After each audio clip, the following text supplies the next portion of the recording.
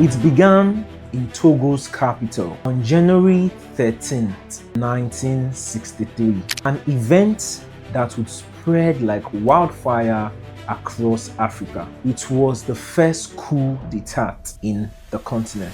Just 3 years and 3 days later, on January 5th, 1966, Nigeria, freshly independent state, only 6 years, faced its own military coup. But why? Why did this happen in a country that seemed on the path to stability? What drove the most populous nation in Africa into a bloody struggle for power? Well, to answer this, we need to travel back, uncover the roots of Nigeria's political tension.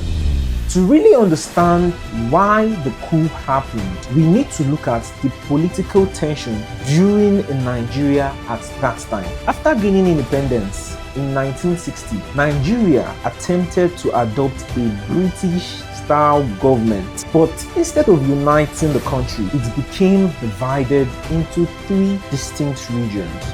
Each of those regions having its political party fighting for its interest. The Northern People's Congress (NPC) was the dominant party in the north, with the slogan "One North, One People," pushing hard for northern interests. Meanwhile, in the west, we had the Yoruba, who were led by the Action Group (AG), and the National Council for Nigerian Citizens (NCNC) spoke for the Igbos in the east. These political parties quickly took on an ethnic identity. For example, the Hausa Fulani for the NPC, the Yoruba for the AG, and the Igbos for the NCNC. It created a political landscape where no party could govern Nigeria alone, and this sets the stage for inevitable tribal conflicts. The NPC and NCNC then formed a kind of coalition government, with Alhaji Tafawa Balewa becoming the prime minister, while Nnamdi Azikiwe, who was the leader of the Igbo party, was the ceremonial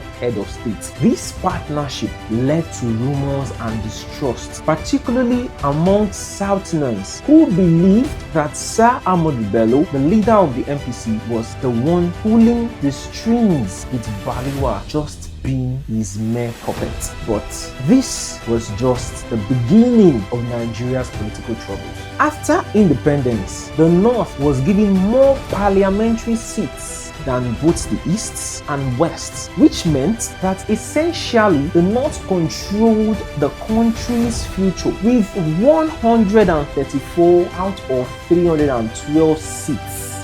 The North blocked any decision that didn't serve its interests. Meanwhile, the West had only 73 seats and the East had only 89, making it almost impossible for them to challenge the North's political dominance through democratic means. This unfair distribution of power frustrated the Western region, and it became very clear that change could only come through 2 ways: either legal reforms, which seemed impossible with the North grip on the government, or through violence. And eventually, the Eastern region decided to take a drastic violent step. Military authorities say beyond the troops killing 22 of the insurgents, 5 gun trucks, motorcycles, and other ammunition were recovered from them.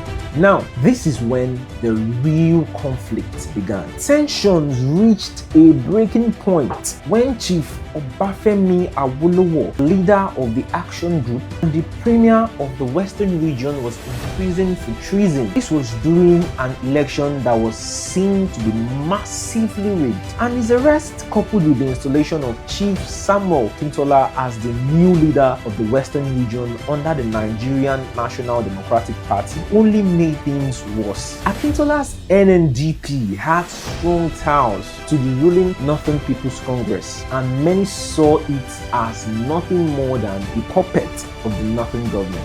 This led to widespread unrest, with Akintola viewed by many in the West as a Northern's pawn. Now, violence erupted across the region, quickly spiraling out of control and pushing the Western region to a brink of anarchy. The government's response to this was to tighten security, reshuffle the police and military, which only deepened the public mistrust and fueled more chaos. As the situation worsened, it became clear that something had to be done. And then people began calling for the military to intervene, sensing that the government was losing control, and this is when the idea of a coup started to gain real traction.